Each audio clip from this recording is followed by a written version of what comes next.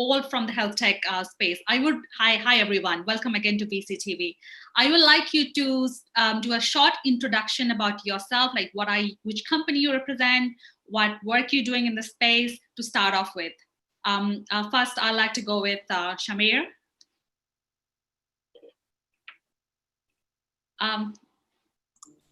Thank you, Sonia. Thanks for the quick introduction. I'm Shamir Thaha. I'm the Chief Strategy Officer at Accubits. We are a blockchain and AI engineering firm headquartered in the US. We have quite a few investments of our own as well, and we've been in the healthcare space for a long time now. I personally have been in the tech industry for about close to 15 years. And I'm based out of Dubai at the moment. We've been instrumental in some of the key projects based in Dubai as well as in Singapore. Love to talk more during the discussions. Sure. Thank you, Shamir. Welcome to VCTV. The next speaker I'd like to go for is Aga Manhao. Floor is all yours, Aga. Thanks, Sonny. Thanks, everyone. Sorry, I just had a bit of an echo. So I am the founder and managing partner of Futuris Solutions and Future Health. Futuris Solutions really is a health tech advisory. We've been advising health tech companies in Australia and Asia for the last 4 or 5 years. And due to some of the work that we've done and the really interesting entrepreneurs that we've met, we're recently just about to launch our Future Health investment fund, which we're very, very excited about, so that we can play a larger piece in the ecosystem in health tech here in Asia, as well as expand on some of the advisory work that we've done. The work we've worked with, we've taken companies from product development all the way to listing in Australia. We've worked with brick and mortar clinicians and done digital transformations to have an online presence for them.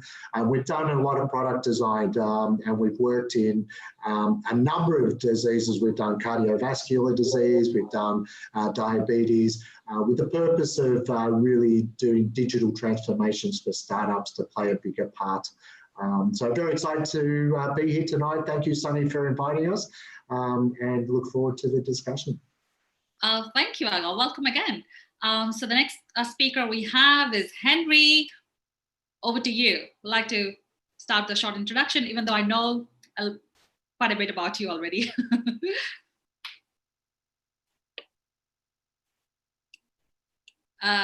You unmute.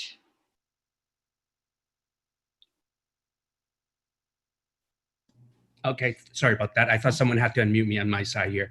Well, thanks again for having me again, Sonny. Now you become like a family to me now, seeing you so much, basically daily now, right? Good evening, good afternoon, good morning, everyone. Great to be here once again. Henry on here. So I have 2 hats for the most part. I have an advisory firm that mostly focusing on interim CFO work with startups and SMBs. A lot of work dealing with on the areas of finance, strategies, and operations. The second hat that I have, I'm a venture partner for a venture fund, investing in early stage companies. I spent a fair amount of time in fintech, blockchain, consumer, AI, ML, and IoT. I would say recently spending a lot more time in healthcare. It's very exciting. Due to COVID, obviously healthcare has becoming very, healthcare has always been important, but certainly, due to COVID-19, it's certainly bringing to the forefront things. Excited to be here. Looking forward to learn from other panelists. Looking forward to our conversation and love to share my 2 cents as well. Thanks again for having me. Thank you, Henry. Thanks for that introduction. Last but not least, we have Richard Satur. Please introduce yourself. Richard, you are on mute. On mute, sorry, you're right. I did the same thing you did, Henry, so there you go. Hi, it's Richard Satur. I'm the CEO of D-Clinic. Today, I'm going to be talking about one of our products. It's called Vic Rewards. We think it's transformative, and so we're going to tell you some really interesting things we've been doing with it, and I've got some big releases that I'll be chatting to you about. But otherwise, I'm saying hi all the way from Melbourne, Australia, where I am in serious lockdown. We are not allowed to go anywhere at all. And I gathered that most of my company, which is a very large company now, is joining us, and a lot of our family and friends are joining us as well to say hi as well too. So there should be people from all around the world in lockdown watching us right now. Oh, amazing. Welcome. Thank you, Richard, for that introduction. Great. So we all set now. So I'd have questions for our panel speakers today around health tech, investments, pivots. So my first question would be, so what are the recent investments that you've done in the space? I'd like to go for Henry first. Sure. So we've been spending a lot, at least I've been spending a lot of time looking at a lot of different projects in the healthcare space.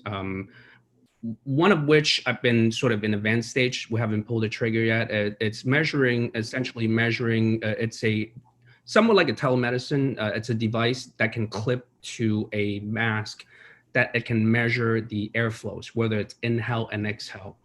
Why is very exciting? Because if you look at, there are many tests that you can do for, seeing whether you have potentially getting infected, whether it's temperature, whether it's positive or negative tests. But I think airflow, it's certainly one of the key important areas, because at the end of the day, COVID affects the lungs. So if your lungs is affected, the measurement of the airflow, whether it's inhale and exhale, will be one of the key areas or earlier indicators to be affected. We're very excited about the project. Certainly, due to COVID, things are moving right along, but just like anything else, because of healthcare, things just taking longer than we expected. So we're in a very advanced stage of that. Hope to learn a little bit more about the project, hope to move a little bit of the project, but there are just so many projects out there that we're looking at, but this one in particular, I'm a little bit more excited about. Okay, so in continuation with what I just asked you, so what does the new investment process look like during COVID-19? Yeah, so I think once again, I think the general environment is, I think VC dollars are still in abundance. Well, it depends. I think, for a lot of the bigger funds, they have been sort of raising capital the last couple of months. I think some of the micro funds are struggling a little bit. Micro funds, I'll probably term it, it's within the $100 million funds. So, it's an investment, it's a survivorship bias game. It's always the strongest or bigger brands survive typically. But a lot of my colleagues, the ones who haven't looked at healthcare, they're spending more and more time in healthcare. Not that, we'll just rush into the things. I think it just created a lot of opportunities. For myself, I typically look at things that I can try to understand. The company I talk to about, it's something that's, for guys without a very heavy medical background, I can even look at it. I'll probably shy away from things like vaccines and drugs because, it's very difficult for me to compete with someone who, like Richard, who has went through medical school and training for so long, and I don't pretend to be an expert in that area. But a lot of these medical equipment, analytics, PPE, things like that. These things are not hard to understand. I think if you have just a business mind, if you're just spending time looking at various different kinds of business model, there are a lot of those as well, and it's very, very exciting. I think it just, COVID certainly catalyzes things in terms of the space, healthcare in general, but I think the world in general. So there are a lot more eyeballs now, certainly, than I would say 6 months ago for people looking into healthcare. Absolutely, I have to agree to that point. Thank you, Henry. Next, I'd like to go, Aga, with the same question. What are the recent investments that you've seen and the new process? What the investment process looks like post-COVID? COVID-19 during the pandemic, but right now. Yeah, I think, so one of the businesses we're looking at is really, I would coin as probably still old school, as in remote monitoring and telemedicine. So, it has been around for a long time, but the pathway to commercialization has not been there, especially in Australia. So up until recently, the only way you could commercialize video consultation was through mental health. And the government had only allowed mental health practitioners to be able to do that because of the remoteness of the country. With COVID, however, the government and the Department of Health have realised that obviously people can't leave their homes, they can't leave areas, and therefore telemedicine is now a much larger part of the healthcare system. So they've now created pathways for practitioners to charge for their time over a teleconsultation.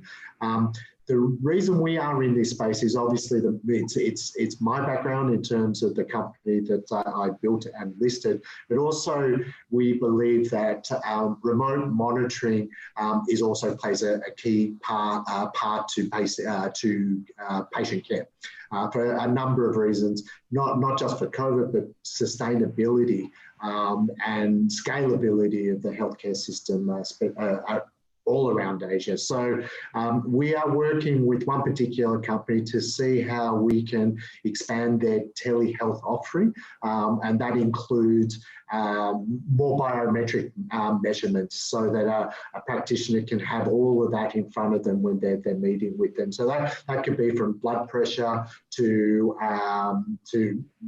number of steps, activities, all those sorts of things, that we can build a much better picture for the patient and then triage the problem remotely. So, the majority of people don't actually need to attend to, an emergency department, but there is a high prevalence of that to happen in Australia. So changing the mind to say, if we can treat you at home and provide care at home is much better than having someone present at an emergency department, especially in the current climate where everyone is busy and hard pressed. So we're looking for companies that already have a business model and have an ability to scale that business model into other revenue streams.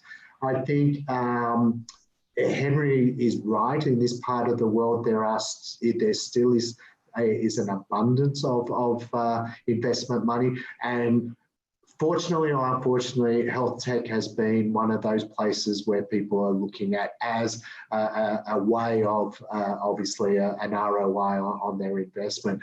The difficulty is there is so much choice at the moment, and which one do you go for? So I'm a little bit like Henry as well. We try to understand the companies and the entrepreneurs and not try to get too technical, because it's well beyond our pay grade, right? So however, in between very technical to the very basic, there is an abundance of investments opportunities out there, and it's a matter of going through and helping them out. I think the exciting thing for health tech here in Asia is that everything's been accelerated. So if you had a timeline or a time horizon of 5 or 10 years, that's now become 3 and 5, right? So there is more expectations on entrepreneurs to develop and build a business model, and I think there is funding to help support that. It is now, what part of the COVID value chain do you want to solve, I think is the more exciting things now. And so there's new things that are coming out all the time that we've just never saw before because of COVID. But because of that, it's a very, very exciting place to be in at the moment. And, while most things are locked down and things are done from home, we are very busy working with entrepreneurs and our ecosystem partners like universities, researchers, all these types of people, because it is really a busy time for us to try to solve these problems. Excellent. I just want to add a point about the emergency services that you just mentioned. I haven't been recently after COVID-19, but I hear that the place looks totally different. Oh, super busy, totally different, because obviously you have to cater more than before. Nice, good to know that. I got great points. Thank you. So next we have is Shamir. So, so to answer the first question, which is about investments in the space, mainly in healthcare tech, right? I think a lot of people tend to forget that solutions aren't just a technology solution, right? It's got to be backed by the scientific community. It has to have an understanding of, how healthcare really works. But it's quite interesting. So COVID-19 has really accelerated the adoption of a lot of these technologies and really pushed the boundaries. So we've seen a lot of startups really pivot some of their existing products and offerings to kind of cater to the current requirement of COVID-19. Internally, as Accubits itself, we looked at, how we can actually help some of the existing customers that we're working with. And in light of that, we did something internally first to look at how we can safeguard our own employees, especially those working remotely, and to ensure that, we look at critical operations if they're, able to work continuously if we are under threat. So that came out as an internal product called Zero COVID. And later we started to work with some of the organizations, mainly at the government level. So we built something called Rebuild the Chain, which is a complete pandemic management system. And when we started doing that, it really came through that it wasn't just about COVID-19. So nations are worried about a lot of things. And although people talk about COVID-19 as a black swan event, it isn't a black swan. You can look at the data, and it's very clear that nations are expecting pandemics to happen almost every couple of years. And there's obviously a lot of investment in that regard to safeguard, but obviously what this has literally shown is that we're definitely not ready for any of it. And it's literally a wake-up call for the healthcare system. And that's where companies like us and investments being made have a lot to do. So telemedicine, I think Aga had mentioned this, has really catapulted forward. I think the adoption has really come forth.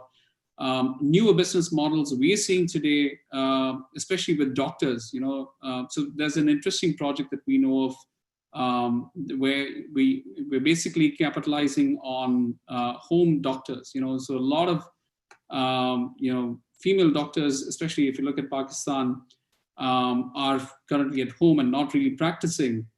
So there's an option now for them to go online and help with the, especially with diagnosing and understanding how they can help at least the first few cases through a completely online platform. So there's an amazing project, which is a nonprofit organization, which is doing that.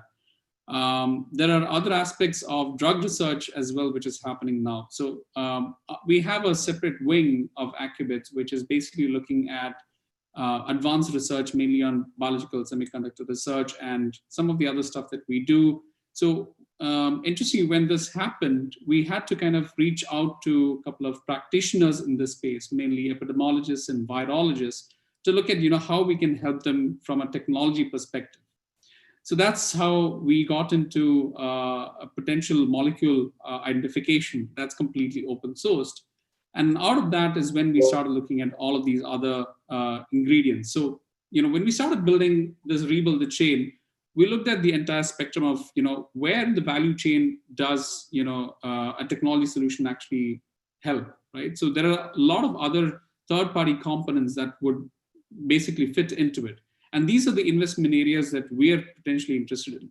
So for instance, how could you look at, an oximeter? How could you look at other IoT devices for track and trace what could be done?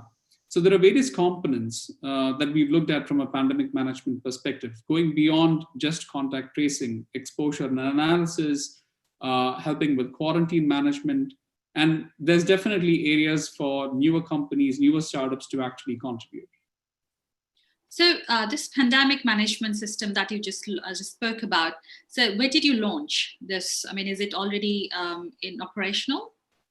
It's live today, as in the platform is live. It's being adapted depending on the regional requirements of various nations. We're already in advanced stages in the state of Brazil to start with, and then into the remaining 25 states. Especially with a platform like this, privacy and security is of utmost concern. Which is why you have the PEP-PT protocol and the D3PT protocol. So right from the very start, when we started designing a platform like this, we had that in mind. And we're one of the very few which are already compliant with the GDPR norms. So that's where, technologies like blockchain really comes into play. So we're ensuring that, we're looking at pseudonymization of all the data that is being shared with a central platform like a government, or, making sure that the data is not used for any other purposes. and also making sure that you always have control on what data is actually being acquired and utilized. Great. So the blockchain technology is actually a great help. Absolutely, right? Absolutely. Thank you, Shamir. Thank you. So that brings to my next question. So what are the emerging products we see in the space? Like, probably wouldn't have thought about it before COVID-19, even though, we have some disaster, recovery services in place, if I just phrased it correctly. But what has emerged absolutely new during this time? Henry, would you like to take this question? I think, at the forefront of things, I think, there's a race to find a vaccine for the cure. That's certainly in the forefront of things, because without the vaccine, this is the new normal. The new normal will be extended to however long there's a vaccine or multiple vaccines that will cure it. I think, as a result of this, we're all sort of in a lockdown mode or work from home. Telemedicine, it's coming to the forefront. As we were speaking, just there's a very quick clip that come to my screen. It says the FDA in the States, it's open to home testing for COVID. I think before this, I don't think FDA will be sort of open to this. But if you sort of thinking about how I'm in the States here, I'm in New York City.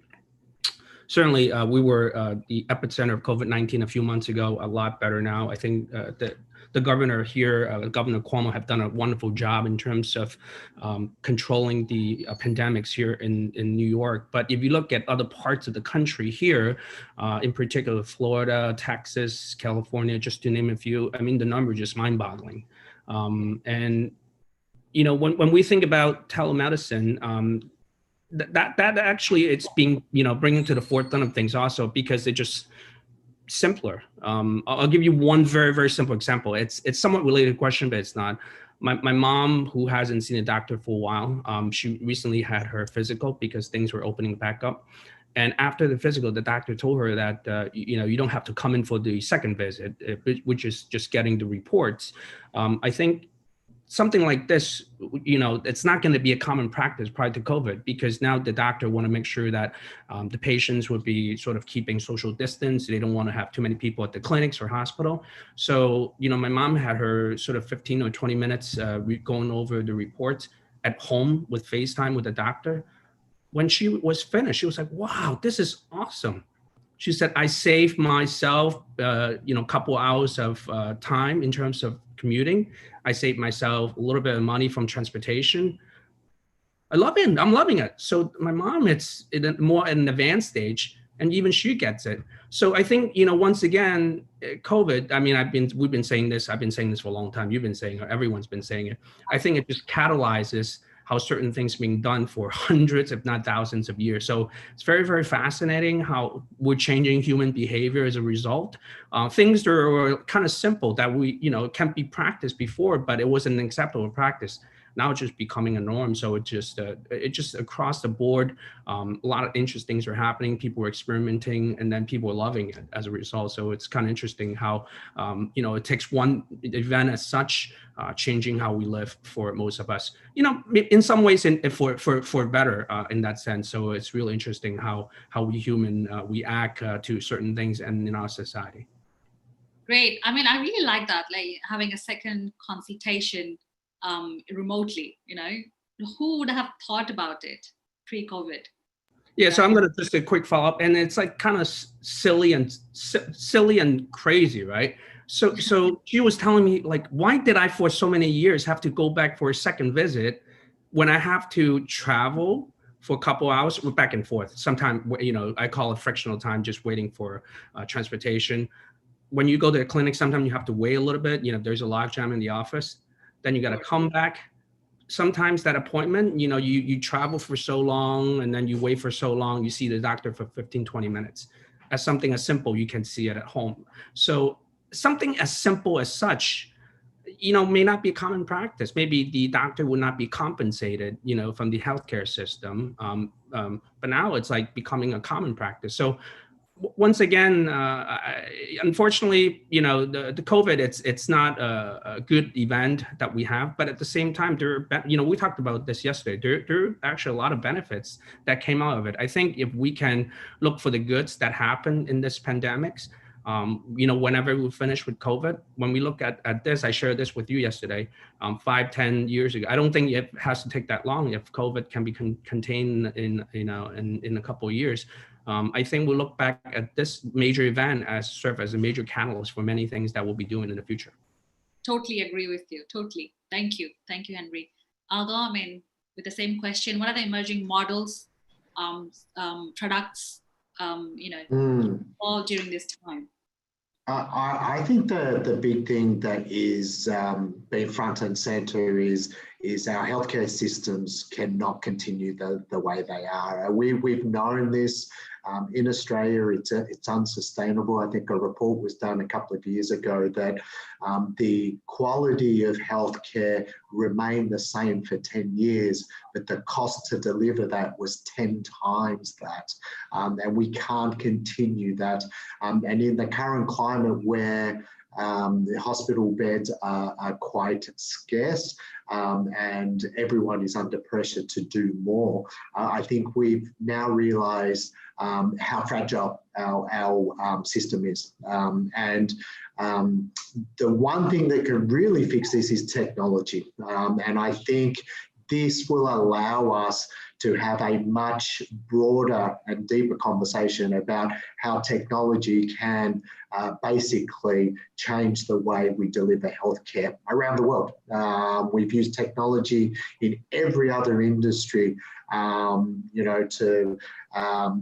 better those industry. And unfortunately, healthcare has been one of the slowest adopters of technology. So I'm hoping that this has been a wake-up call for the administrators, for entrepreneurs that now can hopefully deliver great solutions through technology to make our healthcare system a lot more sustainable, and obviously not put the burdens back onto the state to have to deliver that, or the people that can't afford it. It just does not make sense.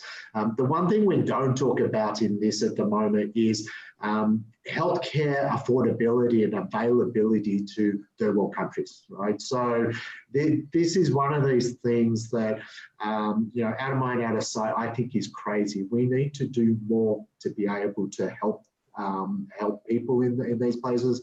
And one of the things is once again, is technology. So I just am hoping that if we take a positive from this, is that we come together and address that some of the way we do things is not working, and we should use this time to actually reevaluate how we deliver healthcare around the world, and build and come out of it, like Henry said, in a better place. There's some smart people there. There are people that have a desire to want to do this. There are people who desperately need this help. So I am hoping that this is a real wake-up call to have a rethink about how we deliver care. Yeah, great points there, especially with the healthcare cost. Oh my God, I have to agree to that. The services pre-COVID remained the same. Nothing changed over years, but the costs were crazy. Crazy, yeah. Thank you. Next, we have Shamir for your thoughts. So just to reiterate your question, it's about what newer technologies or what emerging tech you're seeing because of COVID. Because of the situation, yes. So like I said, I think COVID-19 has really pushed the boundaries for a lot of these companies, right? So what was seen as novel solutions are not novel anymore. It's the necessity, it's the need of the hour. And that has kind of accelerated development. So we know of a couple of our companies that we work with closely, especially in terms of microbiome research, that have actually had further funding and investment quite recently, because they have a lot to talk about, especially now. So it helps us to look at how we can protect humans from further diseases, and there's a direct correlation with outbreaks that have happened. Not just that, we're seeing other technology solutions that have come about. So we closely work with a disinfection tunnel solution out here in the UAE. And they've actually got patents for disinfection liquids that is able to kind of use an aerosol-based technology and really eliminate about 99% of these viruses. And the way they do that is quite interesting. So we have deep integrations that we're potentially looking at with such technologies to link up with, say, a digital passport, which could actually be, your digital identity card that holds your digital records and health statuses. Especially now that, we're seeing travel kind of open up and the borders open up, it's the need of the hour. Obviously, we need to look at how protocols are being enforced cross borders. We need to have similar protocols in place at both the destination and the origin. But I think it's essential and critical now that we have some sort of a mechanism that we can actually operate on. The aviation industry is one of the deeply hit industries. And obviously, there's an insurance associated with travel now that is directly related to these diseases. So it does make sense for tech companies to look at that sort of a solution and how we can actually safeguard travelers, ensure that the path on travel is safe, as well as when you reach your destination, you can actually prove that you're free from COVID. Earlier, we've seen the travel industry look at how they can actually enforce such protocols in place using quarantine. It was unimaginable earlier if you had to actually quarantine yourself for 14 days once you reach a destination. So today we're seeing newer technologies like laser scanning to actually do a initial test, and then if you do get positive, then you do a PCR test. So such technologies, I think, have advanced, and we're seeing newer things come up quite recently. And we're also seeing a lot of new advancements, especially in and around big data. Especially with vaccine research. So, today we have, a lot of open data sets. We're able to kind of understand trends. And since this is a constantly evolving space, especially with the mutations that we're seeing, there's a lot of newer data that is being generated as well. And this is where, such technologies can actually come to the forefront and help, the medical community. Thank you. I really agree to those vaccination. I keep on reading, it keeps on popping up about, new vaccinations are going to come up soon, which is going to, get rid of COVID-19. And, yeah, thank you so much for those insights, Shamir. So, okay, this brings to very swiftly to the next part of this session, where Richard Satur is going to do a keynote session. I really want all of us to, ask him questions. Sorry, Richard, is that okay if we can interrupt you in the first 5-10 minutes and ask questions? I really want this to be a two-way dialogue rather than one-way presentation, so that, I want everybody to be like really listening to what he has got to say. Okay, Richard, the floor is all yours. You might have some questions from me as well. Please go ahead. So look, I do have a presentation. I'm going to try and keep it to around 15-20 minutes because I do want to take as many questions as possible. But okay, as I'm presenting, I invite all of you to ask questions because I've listened intently to all of your comments, and I'm going to start off by saying I cannot agree more with all of you. I think you are all right. I think, one of the things that's really interested me, and it's funny enough, I'm going to do something a little bit different. Okay. So I've spent the last 3 years talking about what blockchain can do in healthcare. And in fact, my catch cry, by the way, with all the presentations I've done over the last 3 to 5 years or however long it's been on this particular topic, my catch cry is that healthcare needs blockchain. In fact, blockchain is healthcare's savior. In fact, I think some of the terminology I've used is that blockchain is healthcare's brave new world. Okay.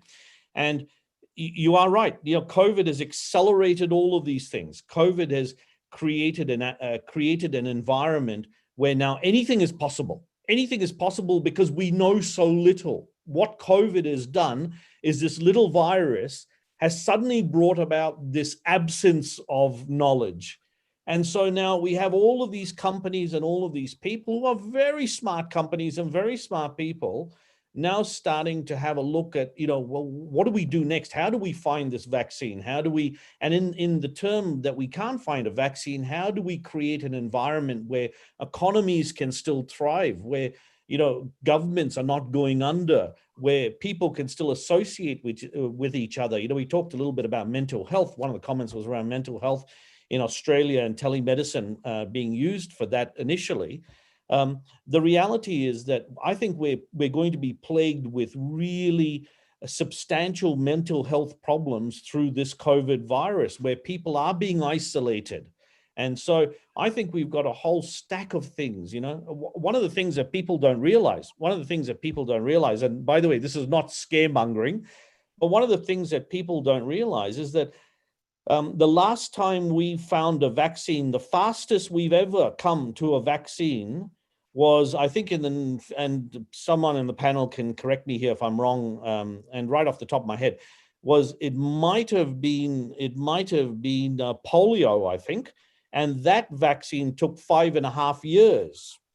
Okay, so that's some scary numbers, and that's the fastest that mankind or humankind has come to finding a vaccine. Now, I stand to be corrected. You certainly can correct me, but I guess the point I'm trying to make is that this is a long road. Okay, so what am I going to do different? Okay, blockchain, one of the best use cases for blockchain has been crypto. We all recognize that. Okay.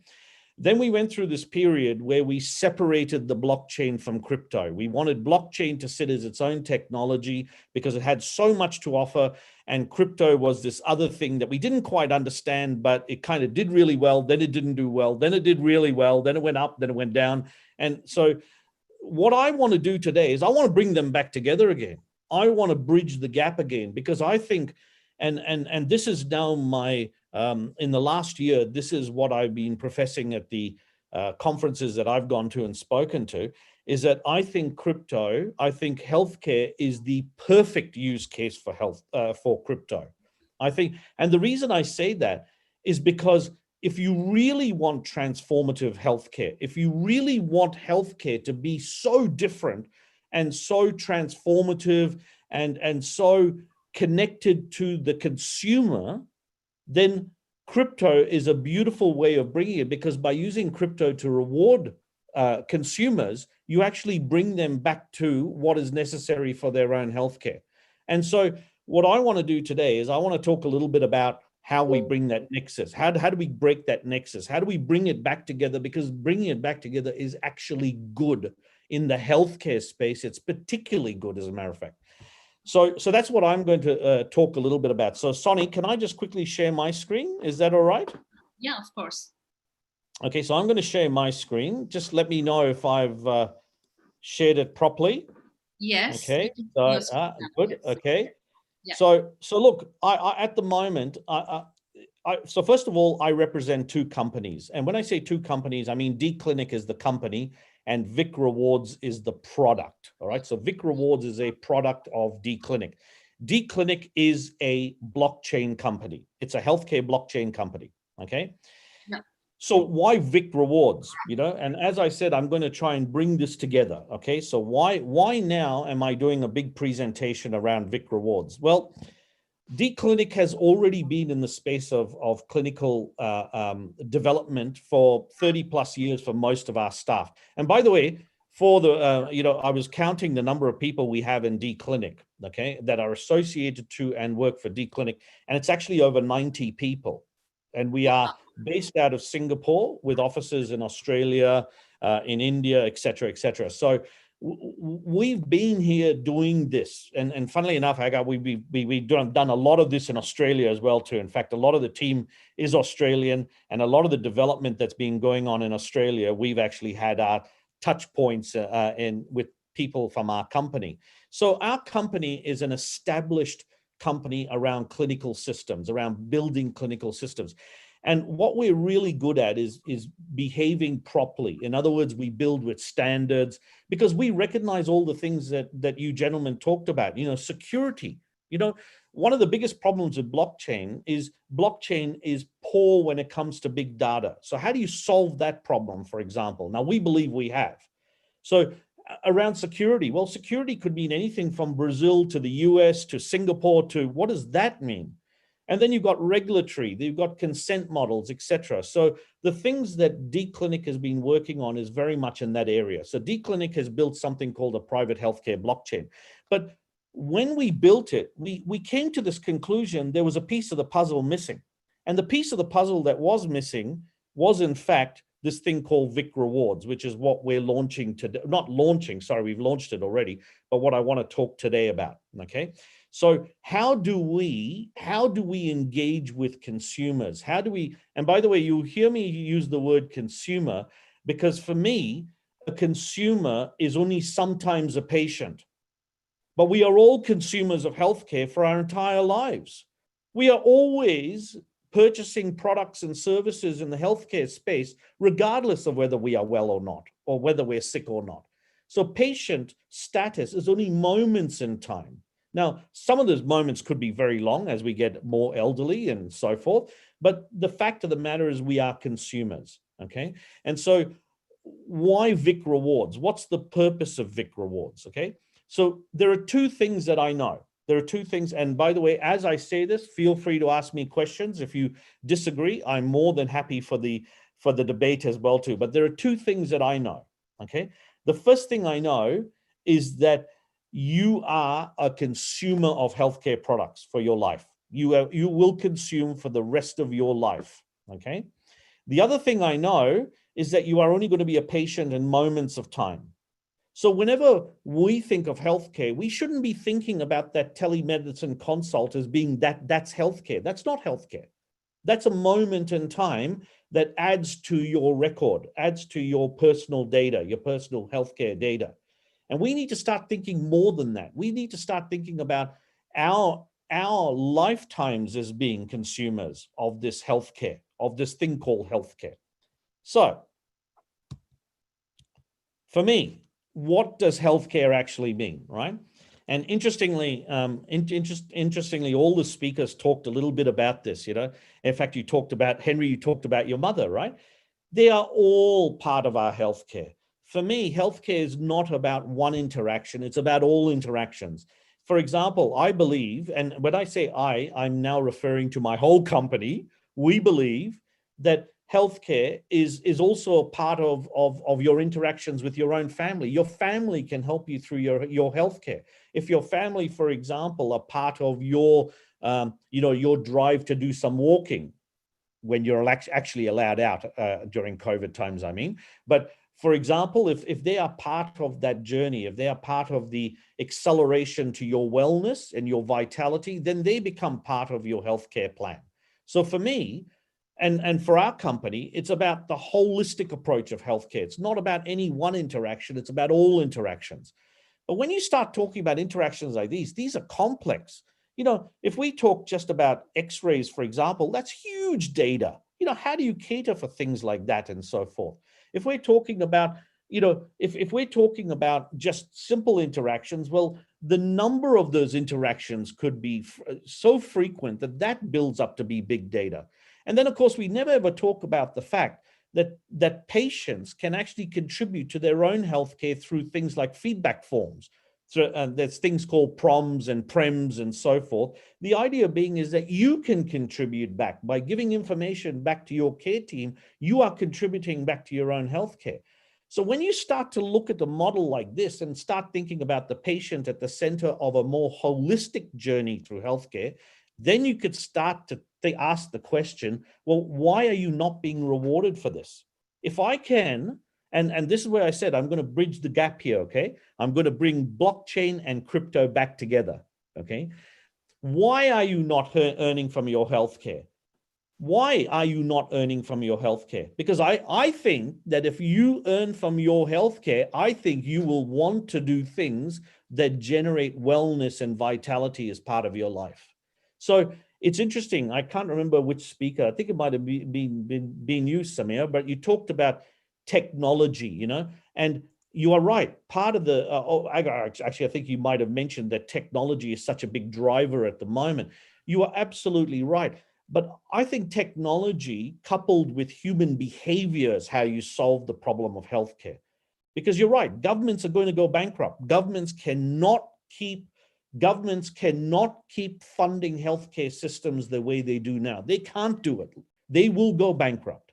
So how do you bring it all together? And I think what you can do with crypto is bring it back to a utility case. You can bring crypto as part of the healthcare journey, and you can start to reward patients, and you can do it sustainably. And that's what we believe. And that's what Vic Rewards is. And that's what we have launched recently. And by the way, we are listing this. LATOKEN has been a phenomenal follower of ours. Sonny has been a huge advocate and has watched us over the last year and what we've done. And so we're going to launch this because we want to reward consumers. Again, I ask even the panel, if I rewarded you for your healthcare, I mean, really rewarded you with valuable utility tokens, I suspect you'd be interested. So I think if we can bring the technology and the crypto together, I think we've got a very sustainable model here. So you all look at your bank accounts. You all go look at your bank accounts now. You go check out how much money you have in your bank account. You see what you're spending your money on. Well, why can't we do exactly the same thing with healthcare? Why can't we create a crypto that actually has intrinsic value and is connected to your healthcare? In other words, why can't you view your healthcare the same way you view your bank account? Your bank account is healthy, you're happy.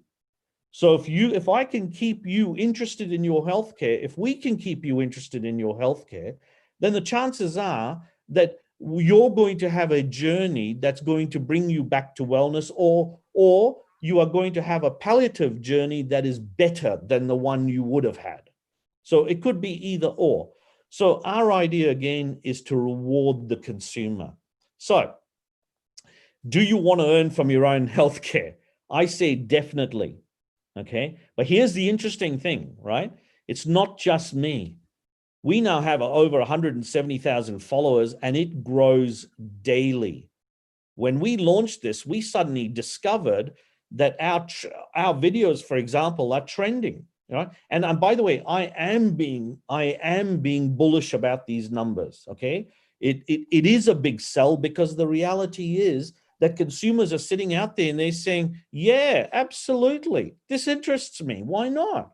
You know, I'm going to be a consumer of this stuff. Why can't I be paid for it? So what we're finding is that our following is telling us the same thing. They're saying, yeah, we want to be a part of this. So much so that over the last couple of years, we've been talking to a number of hedge funds and investor groups that have, really been having a look at how we've been bringing the technology and the utility token together. You know, they've not shied away from this. And so my big news for today is that Panzora did say yes, and Panzora is going to be a major investor in our Vic Rewards. Not only are they going to be, thank you very much. That was the big news, Sonny. Okay, I said it was coming. So prior to listing, we have been talking to a number of hedge funds. We've been talking to a number of investor groups, and we've been very particular, by the way. One of the reasons we really like Panzora is already quite heavily involved in health tech. They've already got a number of other clients that are starting to say, well, hang on a minute, why don't I inject a crypto into my business as well too? Because one of the things that we also want to do, so it's not just the fact that Panzora is investing and not the fact that their investment group is investing in us, but what they also bring to the table is all these other health tech companies that are also interested in participating with us. Because I mentioned that our coin needs to be, and by the way, I've now said the word coin as well too. So I've not only said blockchain and crypto, but I've now used the word coin as well too. And bullishly, I am saying that. Because what we want to do is create ecosystems. We want tradability. We want these things to happen. And I think healthcare, I'll come back to it again. I think healthcare is a perfect use case for it. Now, I do take note from the panel that things can go slowly. COVID has certainly accelerated all of this. There's no doubt about it. We're seeing this, that COVID is accelerating a lot of this, okay? But I will add one more thing to this, one more parameter to this, okay?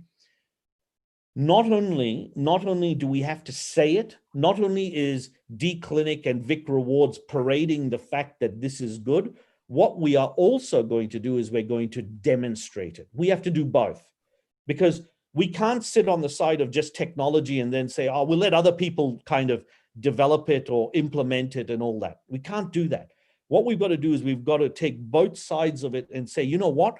Not only are we going to develop the technology, but we're also going to demonstrate how this technology can be incredibly useful in the using the crypto space for rewards and loyalty in healthcare. So that's what we've decided to do. So that's why I called it a product of D-Clinic. D-Clinic is the blockchain technology company on the private healthcare blockchain, because of course, when you're talking about clinical data, you want something that's secure and so forth. And what Vic Rewards is the public side of this blockchain. It is the public blockchain that now goes about rewarding customers and rewarding care team members to participate in the ecosystems that D-Clinic is building with governments and organizations. That's the bridge. That's the way we bring it together. So what we want to do is we want everyone to benefit through our ecosystems, okay? Right. And you do that, sorry, did someone ask a question? Anyone has any questions at this point? Yeah, I do have one. So Rich, I just want to make sure, in case I missed it, can you maybe share your thoughts? How do you structure the token economics? How do you earn the vitality tokens? And how do you, I just want to make sure how are patients or consumer incentivized to earn these tokens? How do they use it? Just high level. I just want to understand the token economics. Absolutely. So believe it or not, Henry, that's a fabulous segue to my next 3 slides. Thank you very much. Okay, so how do we incentivize? Well, the first thing is you have to incentivize everyone. You can't just incentivize consumers who are going to be patients. You have to incentivize everyone. You've got to incentivize the care teams, the organizations, the hospitals. And I know that's scary, but believe it or not, we can take them through this journey, and we are finding success stories with what we're doing in D-Clinic with a number of our organizations taking this on board. So how do you do it? Well, you've got to let consumers earn this. It's an earning potential, all right? And you've got to drive that home. It's an earning potential because consumers will get vitality. We also have created a market space where now they can use that VIC to actually buy products and services. Again, the utility, okay? You've got to, not only should they earn it, they should be able to use it. So we've got to create, again, the model is not just the technology, it's got to be the whole ecosystem. Governments, it's an easy sell. Consumers are consumers are healthy, you're going to reduce your healthcare costs. Demonstrable. Now, our partner in our journey in D-Clinic is Deloitte Southeast Asia. So what we do is we validate as we go through this process, and that's what we've been doing over the last few years. We've been validating this business model, and there is no doubt in our mind that the responses we've got from organizations and governments has been very positive. And you can go and see our success stories on our websites. So again, organizations can now properly track patient care. You've got merchants and organizations that can now explore new marketplaces. Interestingly enough, by the way, Henry, what we found is that organizations that participate in our ecosystem are now starting to look at crypto as a new delivery of business, a new model. And why not? Why not? So what they're doing is they're actually using what we've developed and saying, well, hang on, why can't we have a portion of this? And I'll give you an interesting one, Henry. All right, here's a really interesting one. Okay, clinical trials is a really interesting segue, if you want, for crypto from this space. There are so many interesting use cases that you can do. And once again, we've got some of that listed on our websites, but there's another really interesting element of this crypto space. You want also, if you're going to have people participate in this ecosystem, then you want them to be able to buy, trade, and sell. Okay, they should be able to do that. So, and I'm sure there are many more. So what I'm going to do is I'm going to jump over this slide because this was basically a summary of the last one, which is purchase products, trade. We have a yearly buyback option. I'm not going to spend too much time on that one. That's all available on the website. But this is what I wanted to show you, Henry, to answer your question. Okay. So one of the things we've started is we've started a marketplace. We actually have merchants in there selling products and services for a portion of both the VIC and for local currency. Okay. So once again, creating the value in that VIC. And what we're also doing, I will jump ahead, by the way, I will jump ahead because what I wanted to show you, sorry, I'm going to jump to another slide. Here you go. Okay. So here's a contract. Okay. Here's the actual mechanism of how this works. Okay. So here's a patient now in contract with their vitality professional. Okay. So a patient enters into a contract with a vitality patient. What is that? It's a smart contract. There you go. There's the bridge. So your bridge between your private healthcare blockchain, which is what you absolutely need for healthcare to satisfy security, regulatory, consent, big data, blah, blah, blah, all there, done. What you've got on this other side is you've got a public blockchain, but what's the connection? How does this thing know what this thing is doing? Through the smart contract agreement. The smart contract agreement is a perfect way of bridging the gap between what happens in your private, in your clinical space, and in your consumer space. So the patient now walks 20 minutes a day. We'll reward them. But what we'll also do is we'll reward the care team member for preparing that and also monitoring it. Now, if we're going to do that, what's our incentive? So what we've spent over the last 2 years is coming up with a business model where it's a win for the merchants, it's a win for the organizations, it's a win for the consumers, and therefore by default, a win for governments. Okay. So, and the connection again is that smart contract. So what we've done is we've been working, sorry, this is the tagline, I want, I own, I use my VIC. By the way, go have everyone out there, go have a look at the videos. They are definitely trending. Every day I go and have a look. There's another 500 to 1,000 views on all of them. So clearly consumers are out there saying, why not? Why not? And hopefully you're gaining that through my excitement. Okay. So, sorry, Sure. Sonny, you want to ask me a question? No. Go ahead, Richard. Yeah, I'm gonna just make a quick comment. I think by being a panelist here, I think you should reward myself, Aga, and Shamir like 1,000 vitality tokens if these guys agree with me. You know what? You know what, Henry? I support you, Henry, 100%. Absolutely.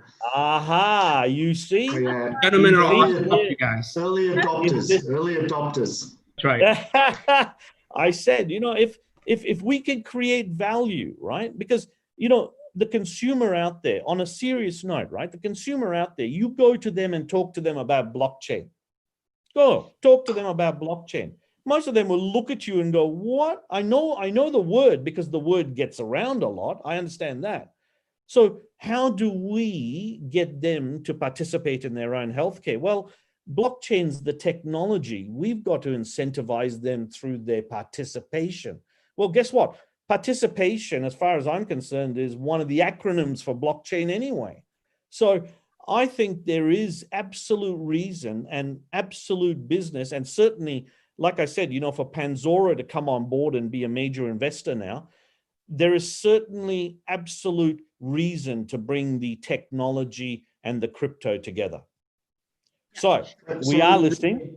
Sorry, go ahead. Richard, I just a quick question. So I love the concept that after I go to CrossFit, I go for a run, you're going to credit my account with some Bitcoins. I love that concept. But from from technologists and the panels who are quite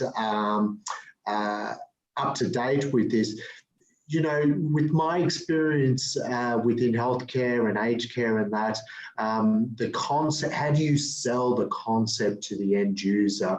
I understand that they would understand a reward mechanism. I think the difficulty I see, not difficulty is probably not the right word, is the education of what crypto coins are. What is a Bitcoin, and what are the plans to I suppose educate the end user for that? Because, you know, having worked with a lot of elderly, you know, a lot of very simple assumptions that we had made do not transfer into the elderly. And I was quite curious to get your thoughts on, that education piece.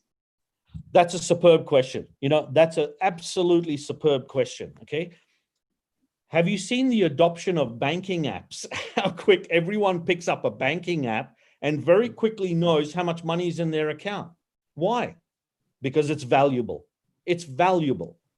So my contention, and certainly, a lot of what we have done, remember that we are a company that started from pure clinical space, okay? We've been involved, and funnily enough, we have also been involved in aged care as well too. So in terms of the technology in the spaces, if we create an environment, and I mean an app, where they can see the earnings tick over, they will pick it up. They will pick it up. You have to, in my opinion, all you have to do is give them the mechanism by which they can see their profit from their healthcare. So the education, you are right. We could sit and we could talk about education. In fact, you could see at the moment in Melbourne, in Australia, Steve Brax, who's our premier, he came back on this morning and gave a speech to everyone in Victoria and said, when you fall sick, why are you still going to work? Because you're just passing on COVID to all your work people. Now, there's a fairly simple kind of idea, so why are people not picking up that education, right? Why are they not being educated about that? And I think education is a big part of it. The reason I've used that is what I'm saying is show them through evidence. When you show through evidence, if I have an app, and by the way, we are talking about this being pervasive, that is the key here. But if I could show them an app, and when they do the right thing, they notice the number clicks up, they will get it. I think they will understand it very quickly. Look, I would challenge anyone, show me how many banks go out there and give education about how their apps work. They don't have to. Because it's valuable, people pick up their app and go, I've got $100 in my bank account. It is that simple. So I think we drive it through the technology the portal we drive it through is what we call the web app portal. Yeah, and will they store the value in their own wallets, Richard? What's the end custodian of the Bitcoin? Absolutely. This is theirs to spend. Now, here's the thing, right? Now that they have that VIC, the next question is, what do I do with it? So again, we go back to the app. The app now gives them a marketplace and says, listen, go. And by the way, we can't just say you have a marketplace. We've got to demonstrate it's a real marketplace. So in August, for example, we've got half a dozen merchants with products coming on. And we've actually got a long queue of merchants ready to come on, because there are business models that very clearly show that the merchant can profit from this, the consumer can profit from this, and we can profit from this. Yeah. Is the coin though held in a private wallet with the end user, or does it sit with you? Who is the custodian of the coin? Yeah. So initially it'll be us, but eventually it'll be their private wallet. Yes, great question. Okay. Yeah, exactly. So thank you. Any other questions from Shamir or Henry? No, I think Aga had asked the same questions that I wanted to ask. So perfect. Great. So everybody interested for the VIC coins now? It sounds like you are. It sounds like what I have to do. I've actually got most of my company. I'm presuming most of my company are watching this, right? Because the Panzora news was breaking news. Okay, and by the way, that is hot off the press. Okay, there are a couple of other hedge funds that we're talking to at the moment, a couple of big investment houses, but Panzora is one that really interests us, right? But what I'm hoping that someone from my company is taking down names and numbers, and magically you'll have some VIC. But the point being is that, look, the fact that you asked for it means that we're generating the value. And that's really, I said I'm going to do something different. I'm going to bring the crypto and I'm going to bring the blockchain back together again, because this is a perfect use case for crypto. Richard, just a personal one for me, being Singapore-based, have you applied for your PSA license here? Yes. Thank you. All covered. Yeah. All covered. Yes, and we're listing soon. Okay. Okay. Of course, on LATOKEN, right? Of course, Sonny. Of course. More Bitcoin coming down your way, Sonny. Well, the last I think the last 3 or 4 presentations I've done has been very much around the blockchain, right? And building the case for the blockchain. COVID has now very conveniently done a lot of that for us. Thank you, COVID, right? From that perspective, obviously it's a very, the pandemic is nothing to be, frivolous about but the reality is it's built a lot of that traction now, which is really good for a lot of companies such as ourselves. But again, I think where a lot of companies can now benefit is going, okay, well, I've got this technology, I'm going to launch this technology, but you know what? If I can make it really demonstrably better for the consumer, in other words, start to look at it from a consumer's perspective, from a care team perspective, I think we will find that, that the engagement model is going to be better, and I think the uptake will be better. Of course, I do agree with that. I think, I see a lot of enthusiastic faces. We can, catch up after this session. I think obviously we have a little way beyond our 1 hour time, but that's absolutely okay as long as everybody understands the concept and the utility of the Vitality coin, because we have so many questions. So we are good. I think, Richard, you can... Yeah. Sonny, before I let everyone go, can I have everyone say, I want, I own, I use my Vic? Please go ahead. If you start sending coins to my wallet, I want some for sure. Thank you, Sonny. So Richard, after this, I'm going to send you my wallet information. So we can don't Sonny get up for being the host. So. Henry, I get that a lot. No, don't worry. You'll be hearing a lot about this. Look forward to it. It's just Richard, I think, look, a great initiative, and I think it has potentially a lot of legs on that. I suppose in terms of the clinical side, where are you at in terms of onboarding partners and people, because you do need to build the marketplace, and I think that's very smart, and I think because if you have a marketplace for people to spend your coins, they will come. So I see that. But from a clinician point of view, where are you at? What are you targeting at? Is it low-hanging fruit, or are you going for the big raffles, hospitals initially? What are your plans from here? Yeah, so both. The answer is both. So at the moment we're tackling a couple of governments, and you are right, by the way, the Australian government is a little bit slow in adopting, but it's also a small population. We are very much targeting the ASEAN region as our stepping on point, and India. So we are in negotiations at the moment. We've already won a really large contract. In Indonesia. You could read about that on our website. But we're also in very advanced negotiations with a number of states in India. And we're also talking to a number of other governments in the ASEAN region, because guess what? They will go bankrupt unless they do something. They have no choice. They cannot, this model of healthcare and funding healthcare is not sustainable. In terms of low-hanging fruit, we've got a huge number of clinicians that are now coming on board, and merchants. And a lot of it, funnily enough, we went from we started in Indonesia, and really through word of mouth and through an amazing team, by the way, that we have in Indonesia. We have a big presence in Indonesia, led by our managing director over there, Stephen. They have done some incredible initiatives over there. And so a lot of clinicians are now coming on board to actually be part of this ecosystem. But you're right, it's the ecosystem. We're just going to keep adding and adding and adding and making it more and more interesting. And each of these players, as they come on board, we're educating them about the fact that, your crypto can also have some great value in this ecosystem. So the education at that level comes really from us. But from a consumer level, give them an app, show them how they earn it. They're very excited. Sorry, Sonny, you're trying to tell me it's over. The thing is, I just got told by my team that we've got another session to go. Okay. Thank you. No rest for the wicked. So I mean, everybody's telling me. I mean, yeah, Richard, they're telling me I want Vic. Exactly, I want Fabulous. Vic. Fabulous.